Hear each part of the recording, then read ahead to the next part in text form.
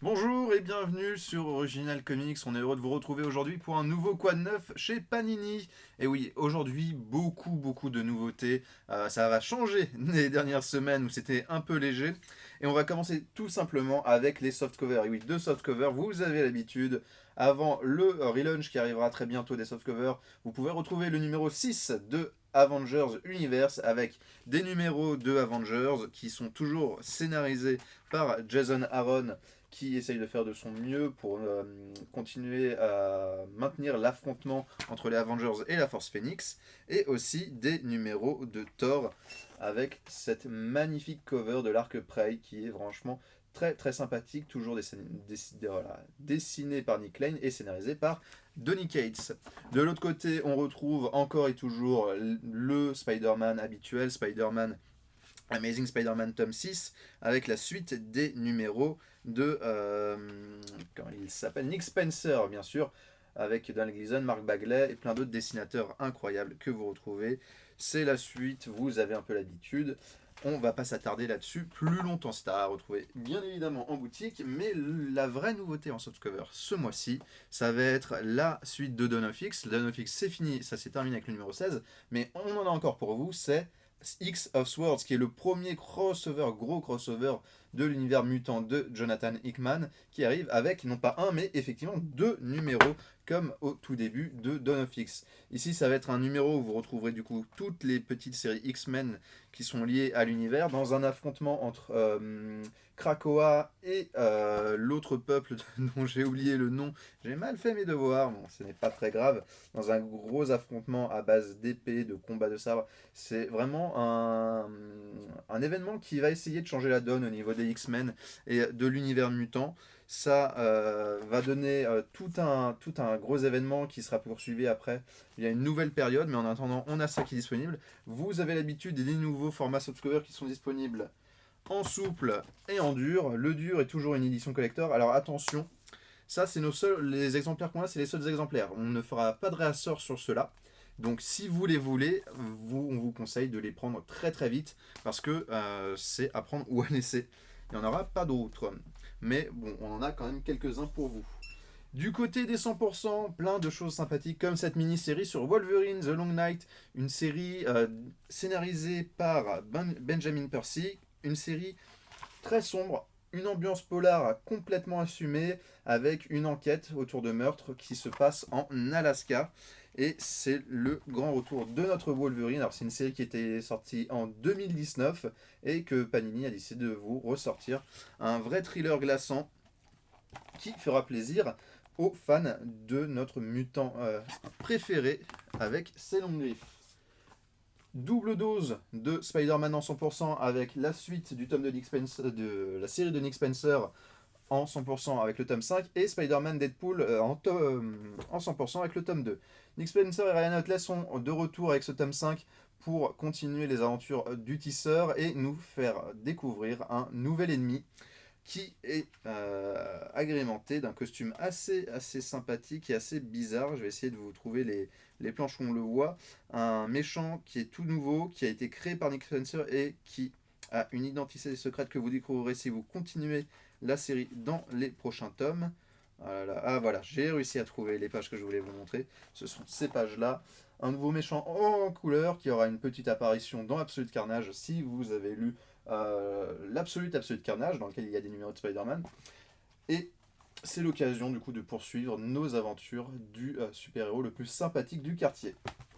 Spider-Man Deadpool, c'est la suite de la série qui mêle le mercenaire à la langue bien pendue avec notre cher Spider-Man.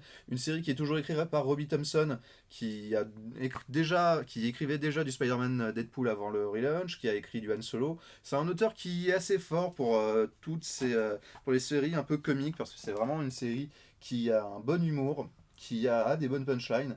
Donc si vous êtes fan de ces deux héros et de ce duo qui est très plébiscité par les fans, ben, on vous invite à continuer la série ou à la découvrir. Du côté des Deluxe, on a deux grosses sorties et toujours avec du Spider-Man. Vous le savez, chez Urban c'est Batman et ben chez Panini c'est Spider-Man. Retour au noir, Spider-Man Retour au noir par Peter David qui revient en deluxe. C'est l'occasion de retrouver les épisodes de Sensational Spider-Man 35 à 40 et de Friendly Neighborhood Spider-Man 17 à 23. C'est des épisodes qui se passent après Civil War où Spider-Man a vécu avec sa famille des moments un peu compliqués et on va le retrouver du coup affublé à nouveau du fameux costume noir. On va voir de quoi il en suit. Ces ennemis assez classiques vont avoir Bobo, ça on peut vous le garantir.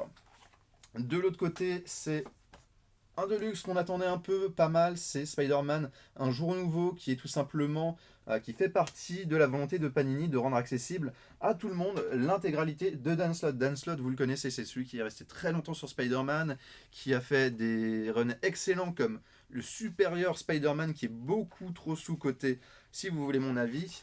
Il a fait après tout ce qui est Amazing Spider-Man, que vous voyez peut-être dans le cadre en haut de moi. Et ça, ça fait partie des premiers numéros qu'il a écrit. Ça se passe juste avant Big Time. Ça contient les épisodes Amazing Spider-Man 546 à 548, 559 à 561, parce que à l'époque, il y avait plusieurs scénaristes sur Spider-Man qui se relayaient, mais là, vous inquiétez pas, tous les épisodes, ce sont des mini-arcs, donc c'est totalement compréhensible, même si vous avez des trous, et aussi les épisodes 568 à 573. L'occasion de reprendre Spider-Man ou de découvrir Spider-Man si vous ne connaissez pas encore cette magnifique série et cet auteur Dan Slott qui a quand même fait de très bonnes choses à côté sur Spider-Man et qui aujourd'hui officie à côté avec les 4 Fantastiques. Deux petites news indépendantes chez Panini toujours, parce que c'est un code 9 Panini. Buffy contre les vampires tome 4. Alors Buffy contre les vampires tome 4, ça c'est la série de Boom Studio, c'est la dernière série en date qui est supervisée par Josh Whedon et scénarisée pour ce tome 4 par Jordi Belair. C'est une série en fait qui réinvente, qui est une espèce de reboot si vous voulez de Buffy contre les vampires, qui va reprendre de zéro l'histoire de Buffy contre les vampires, mais avec une version beaucoup plus moderne, beaucoup plus actuelle. On retrouve bien sûr tous les personnages qui ont fait le charme de cette série, Buffy, Willow, Xander, Spike, Angel, et c'est l'occasion en fait de voir une version beaucoup plus actuelle de Buffy. C'est une série très sympathique qui a vraiment de très bonne qualité et plusieurs dessinateurs de talent qui vont se relayer tout au fil de la série. Deuxième sortie en indépendant, c'est Nomen Omen, tome 3, la série signée par Marco Bebucci et Jacopo Camani. C'est une série italienne qui est sortie en premier chez Panini Italie, qui est une série de magie fantastique, haute en couleurs, comme vous pouvez le voir, des couleurs très pétantes. Pourquoi? Parce que tout simplement, on va suivre les aventures de Becca, qui est une jeune fille qui atteint une maladie qui fait qu'elle ne peut pas voir les couleurs et qui va se retrouver dans un monde mêlé avec de la magie, des choses, on pourrait dire, si on voulait résumer très fortement, c'est un peu plus compliqué que ça, c'est un mélange entre Harry Potter et Twilight, mais sans les côtés petits enfants qui font de la magie tout gentils, et les côtés les jeunes filles qui tombent amoureux d'un vampire qu'elles ne connaissent pas, ni d'Ève ni d'Adam. Ici, ça va mêler tout un univers de fantasy beaucoup plus haut en couleur avec des elfes, avec un monde qui côtoie le monde des mortels, et c'est assez fascinant.